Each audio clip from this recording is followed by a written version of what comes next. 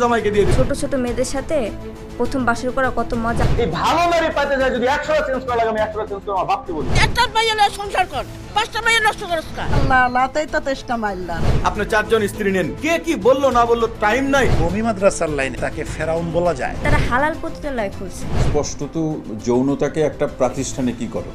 মাকে দুলাভাই বিয়ে করবে এবং মেয়েকে বিয়ে করবে সে। তখন আমার খালামুনি এই পোস্ট পাওয়ার পর আমার আম্মাকে বললো যে এত ভালো একজন আলেম ইনি তোমার সন্তানের দায়িত্ব নিতে চাচ্ছে, তুমি পর্দা করতে পারবা, সন্তানের দায়িত্ব নেবে, তারাও বাবার আদর পাবে, তুমি বিয়ে করে দেখো বা কথা বলে দেখো ওনাদের সাথে।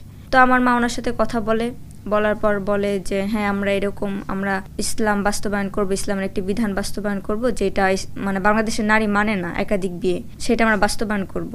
পরে আমাকে বললো যে তোমাকে এই লোকের সাথে বিয়ে দেবো, মুফতি মামুনুর রশিদ কাসেমের সাথে আমাকে বিয়ে দিবে। তো আমি বলছি যে না, সে যেহেতু 9টা বিয়ে করে ফেলছে অলরেডি এবং তার বউ অনেকগুলো চলে গেছে, এখানে আমি বিয়ে করবো। আমাকে নিয়ে ঘুরতে বেরোতো ওনার সাথে, তখন তো আমার বিয়ে হয়েছিল না। এখন যদি তুমি আমার 3 নাম্বার বউ হিসাবে আসো বর্তমানে, তাহলে দেশের যে নারীরা আছে তোমাকে দেখে তারা সাহস পাবে। তুমি যদি এই সতীন মানো, তুমি জিহাদের সব পাবা প্রতিদিন। পরে এক পর্যায়ে আমার সৎ বাবা সামনে উনি কালেমা পড়ে, ওনার সাথে আমার দিন দেখে সে নামাজই পড়ে না 5 ওয়াক্ত, গায়ে হাত তুলতো, বাজে আচরণ করতো, মানসিক চাপ দিত অনেক। ওনার অন্য বউরা যারা চলে গেছে ওনাদের কাছ থেকে 2 মাস আগে সে আমাকে মৌখিকভাবে তালাক দেয়। তালাক দেওয়ার পর আমার সাথে অবৈধভাবে থাকে, বলছে আমি সব ঠিক করে নেব। বাচ্চা নষ্ট করতে একদমই রাজি হই নাই, কিন্তু তার ফুফাতো যে বোন আমার সৎ বাবার বড় স্ত্রী, সে মিলে আমাকে জোর করে হালাল ভাবে পতিতালয় বানায় ফেলছে। ওই জায়গা ইসলামকে ব্যবহার করে এগুলা করতেছে। তো জঘন্য একটা লোক, মানে আমি আজকে শোনার পর আরো বেশি হতভম্ব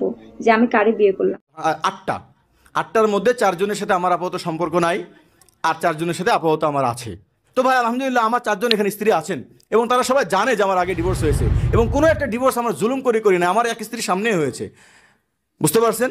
হ্যাঁ, এমনও তো হতে পারে আমার কোনো স্ত্রী যদি মারা যায়, বা দেখা গেলো এই স্ত্রীদের মধ্যেই কোনো স্ত্রী একসময় বললো যে হুজুর আমার আর ভালো লাগতেছে না, আমি এই 4 বউর মধ্যে থাকতে পারতেছি না, আমি তাকে সম্মানের সাথে বিদায় দিয়ে দেবো, কোনোদিন আটকাবো না। আমি আমার স্ত্রীদেরকে সবসময় বলি, কিন্তু এটা এমন না যে আমি এটা কোনো খারাপ নিয়াতে করি।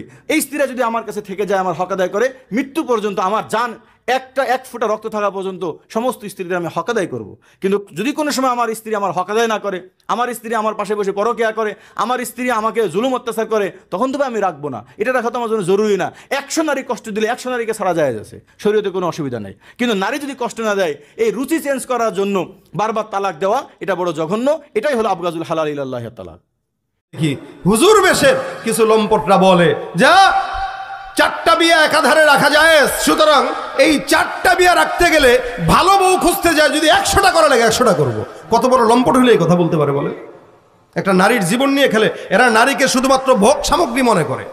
শুধুমাত্র নারী ভোগ সামগ্রী না, নারীকে যারাই শুধু ভোগ সামগ্রী মনে করেছে তারাই নারীর ইজ্জতকে ধুলা মিশিয়ে দিয়েছে। এজন্য ভাই, একাধিক বিয়ের নামে যেই সমাজে এখন যেই প্রচলন চলতেছে, এগুলো সম্পূর্ণভাবে চরিত্রহীন ছাড়া আর অন্য কোনো কিছু নয়। এমন মৌলবীও আছে যে 9টা বিয়ে করেছে, 9টা, 1টা 2টা না, কয়টা? 2 দিন পর ধরে আর ছাড়ে, আর একাধিক বিয়ের প্রতিষ্ঠান খুলে বসেছে। কারো লাগলে যোগাযোগ করবেন, এই টাইপের প্রতিষ্ঠান আর কি। এখন পুরুষও করে, মহিলারাও করে। মহিলারা কেন করে? যে আছে নাকি কোনো সিরিয়াল কারো সাথে এভাবে বিয়ে বসার জন্য। এখন যদি দেখেন না মেয়েটা ভালো, মেয়েটা সুন্দরী, অন্যের আর ভাগ দিবে কোন দুঃখে, নিজেই নিয়ে ঘর সংসার শুরু করে। এরপর 2 মাস 4 মাস 6 মাস 8 মাস 10 মাস চলে, এরপর আস্তে করে ওইটারে ছাইরা নতুন আর একটার পেছনে পড়ে। ইতিমধ্যে আগে 2 নম্বর বউ ঝামেলা করেছে, এখন 3 নম্বর বউ আদালতে মামলাও